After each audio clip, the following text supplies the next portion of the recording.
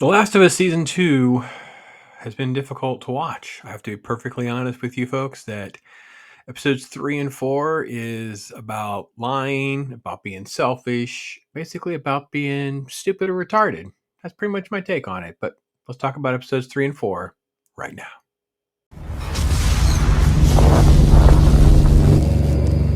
All right, just as a reminder, this guy's dead. That's right. We didn't wait. And Last of Us 2 is famous for the fact that we killed Joel off, and we're now expected to enjoy the presence of Ellie and Abby and many other players. And I have to be honest, as a show in live action, I was like really shocked that this actually happened so early on in the season.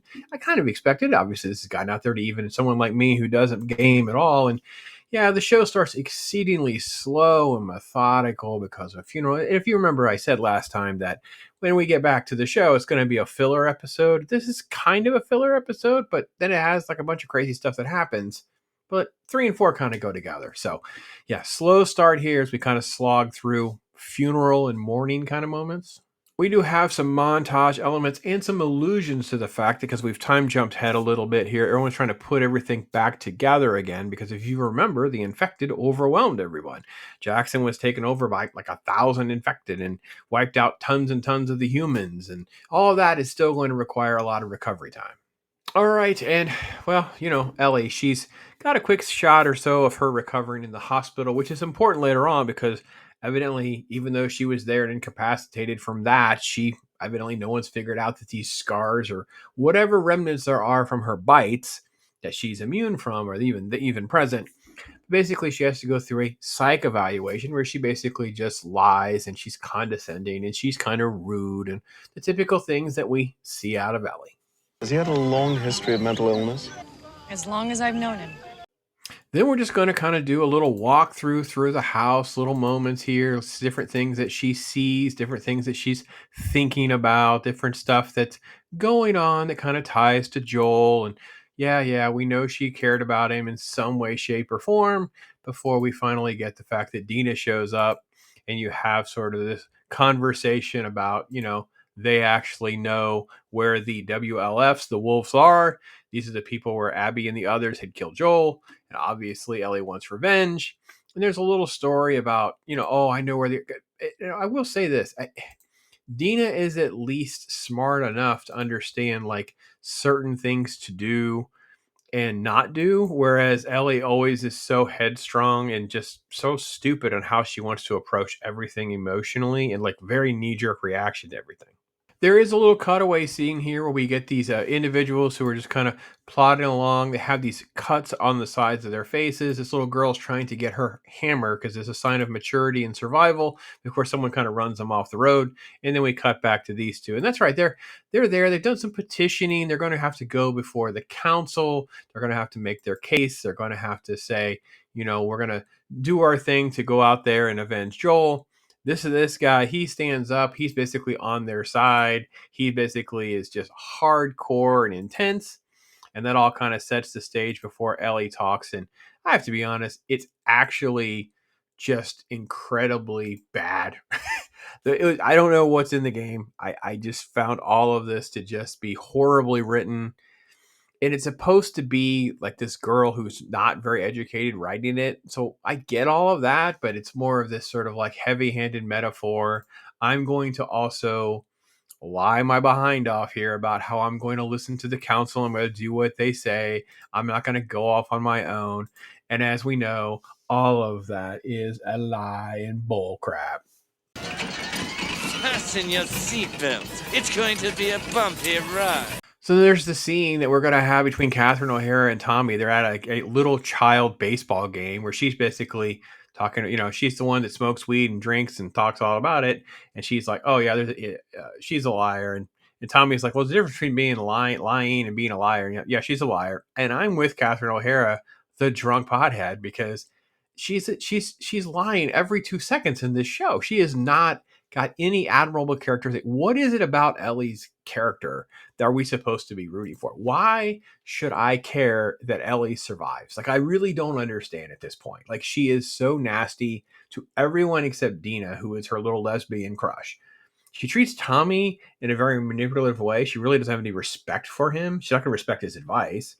That Jesse was or is some sort of relationship with Dena, and he's talked about terribly behind his back. So I don't know who it is that we're supposed to be cheering for, or why we're supposed to be cheering for Ellie. Well, then we just basically just get Ellie's stupidity. That's right. Dena's there talking about what they're going to take on their little trip. Gives them a little what's for about, hey, you can't wear your Converse. You got to get some boots. They head out and they hear some noises. They do their little thing. I have to be honest, one of the things that really bothered me so much about all this, and they do come across that group that we saw earlier with the cuts on the side of their face. We come across those dead bodies, but there's like this scene where they're chit chatting about their past or whatever, and they end up talking about music. How would these two know anything about like Green Day and Frank Zappa? Like, this need to try to shoehorn nostalgia in for the audience is so badly written. I'm always taken out of the moment. Like, I don't dislike Green Day or Frank Zappa. I'm like, why would these two know anything of it? So first off, it's been 20 years of this infected thing. It's not like there's CDs and record stores running around. And why is there even electricity in the rest of the world that these two would have been exposed to those two things? Jackson's a different thing altogether, but not everywhere else. All right, there's a little bit more of them being in a sleeping bag and they're chit-chatting in their tent and oh, blah, blah, blah. It's just waste of time before we get to that shot. As you see, they finally arrive in Seattle. Where are they going to go? What are they going to do? How are they going to find? Let's go to the next episode. I want to point out that I actually love Isabella Merced. She is fantastic in the show. I mean, I know Dora the Explorer and everything else that she's been in. That's fine. I'm not here to throw rocks. She is at least very charming, charismatic, very convincing, and all of that. Putting her alongside Bella Ramsey is really done Bella Ramsey bad because she looks terrible. It really also showcases how unattractive and sort of like mannish they're playing her character. I don't get as much of that in the cutscenes that I've seen from the game. I could be wrong. I only watched a few, but I feel like they have beautified Dina's character, like really made her charming and pretty and sweet and all of that. And I feel like with Ellie's character, they've turned her into basically like, I don't know, she looks like a freaking potato head. Like, I totally don't understand what they're going for with her character. Episode 4 has this flashback sequence with Fedra, and the great Jeffrey Wright has got a little part. Now, I understand he probably did the voice in the game, but reality is he is phenomenal in the scene, and you have them chit-chatting as they're in this armored truck in this flashback, and they're going to kind of, all the different things that you see cutting up against young men. He's obviously the wise old soldier amongst them. And they get to this place where they stop the truck, they get out, there's this person that's a contact person, and that you get exchanging names, and of course it turns sideways, and it kind of sets up of where they're going now, where his allegiances are. This is probably, if it's not the best scene, it's one of the best scenes so far, because it's got a lot of layers for what is going on here. A lot of how do we get here, what happens next, what happens in between. Your brain starts to at least have the world building happen for them, which is kind of what the whole show should be about answering questions through more questions to keep wanting more. That's really not what we do when we talk about the Ellie and the Dena storyline at all. And this is solidified when we see him later on, because we see him in this torture scene where he's talking about the type of pots and pans that he has because he liked cooking. It was his way of dating and getting girls because he'd become a really good cook. And he has these exceedingly expensive French brand of these types of pans. He heats it up, puts it on the guy. And he's one of these religious zealots that we saw in the earlier scene. And then, of course, was killed. That was all from episode 3. So we see how dark and edgy and where this character has gotten to and how that influences everyone here in this whole sequence. Meanwhile, the two nitwits are just walking around. They're making noise. They don't do anything that's remotely strategic or smart. Very headstrong. They see this place that has WLF on it. And of course, Ellie's ready to go. And Dena has to be the smart one going, hey, they probably have lookouts. They have the high ground. She at least, there's an illusion here of some strategy of, hey, we should be smart as well. But there's really not. It lasts for what, a minute, because they pick this stupid place to, camp out, and Ellie basically just plays the guitar. That's right. So they don't pause to talk about rations and what's going on with their health. Do we need to look for, because they've already traveled to Seattle. The earlier sequence that we had in episode 3 and into 4 is about what they can carry, some of the limitations, and now they're actually there. So you think that they would try to look for things that they would actually need and then catch up on everything that would give them the edge to kind of target this WLF group wherever Abby is. Instead, we're going to do this version of Take on Me by Aha, which made my head hurt. And I just couldn't believe it. And instead, it just kept getting worse. All right, the next sequence is so dark you really can't see anything, but they get into this place and there's all this back and forth, and basically they're morons because all of the WLF, all these men have these crazy automated or at least semi-automatic weapons. They have their little rifles, right? And there are shots where she's like, "Oh, we're trapped, and we're going to run up the stairs," and then they cut it. You're like, "There's no way she could possibly do this fast enough." Anyway, long story short, there's infected everywhere, and it breaks out a big gunfire. So we actually get back to the fact that there is a zombie pandemic thing going on right now.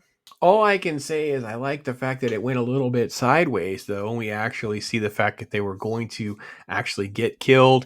It was an interesting way they did it, where they have this little turnstile, and what Ellie does is she actually sticks her arm in the mouth of the infected, so she gets bit, so that Dena doesn't get bit. Now, she knows she's not going to die because she can't get infected. So all of this sets up the drama of, okay, she's going to have to finally tell Dena everything that's going on. It plays out in the most stupid way you can imagine, where she's like, "Listen, I'm going to sit over there and you can just put this gun on me. And if I don't change, you'll know I'm not lying." And all of this doesn't make any sense to what we learned in season 1. In season 1, someone gets bit, you just shoot them. You don't take the risk. You don't know what's going on. You shoot them. I don't understand why Ellie didn't try to explain some more context of, "Hey, listen, I know you don't know this is true. Let me show you this other bite I have, these other 2 bites I have. Let me tell you what happened with Joel, how we went on this adventure, how we come to end up in Jackson." She gives a character. So I'm pulled out of the scene. I'm pulled out of the moment because the scenes only work. The story only makes sense if she's a liar and she's a fraud. It's still about secrets. It's still about being selfish. It's still about being stupid and retarded. Every little sequence is like that. Well, then we come to find out. That's right. Dena's pregnant. I thought I liked this character. Now I'm really irritated. So now she is a selfish twat. Like, you can't tell me that I'm pregnant. Jesse's kid, by the way. It was okay to just ditch everybody, go on this adventure with Ellie into harm's way, completely running rampant all across the countryside. Obviously explains why she threw up earlier. She's just selfish too. Like I'm like, oh my gosh, she's so much worse than I thought she was. Like, I get some of it, but I thought for the most part, she was at least a more interesting dynamic character. But no, she's actually an awful selfish person too. And I know you're wondering what happens next. They make out. And I had to hit fast forward, not because I care about the lesbian scene. It's because I can't stand either one of these characters, and it's retarded. You literally barely survive the infected. You have this WLF force that's literally right outside your door and around the corner. They're going to be looking for all the dead bodies. All this chaos that's going on, and you have time to, I don't know, make out. It's so dumb and retarded. I didn't even know what to say. I couldn't believe what I was watching. But I have to be honest. You know what shocks me the most? It actually got worse. Yeah, it actually got worse. So we're having a baby. I'm